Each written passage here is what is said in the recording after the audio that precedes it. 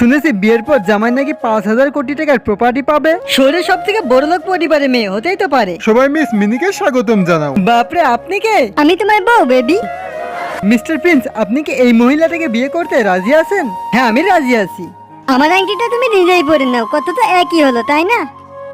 আমার কিছু কাজ আছে, তুমি ঘুমিয়ে পড়ো।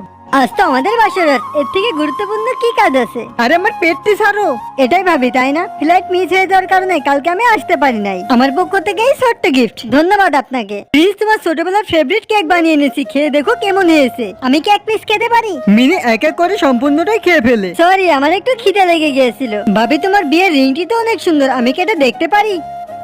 এটি কি করলে তুমি? আমার রিংটি কোথায় ফেললে? আমার এটা বিয়ের একমাত্র চিহ্ন। প্রিন্স, তুমি কোথায় আছো? জলদি এসো, ভাবি পানিতে পড়ে গেছে। তুমি সামান্য একটা আংটির জন্য আমাদের পরিবারের মান সম্মান নষ্ট করে দিলে। এটা সামান্য নয়, এটা আমার বিয়ের একমাত্র চিহ্ন। আমি তোমার সঙ্গে আর থাকতে পারবো না, আমি তোমাকে ডিভোর্স দিতে চাই। আমি নিজেকে চেঞ্জ করে ফেলবো এবং তুমি সেই দিন এই দিনটার জন্য আফসোস করবে। দাদু, তোমাকে জন্মদিনের অনেক শুভেচ্ছা। Thank you baby.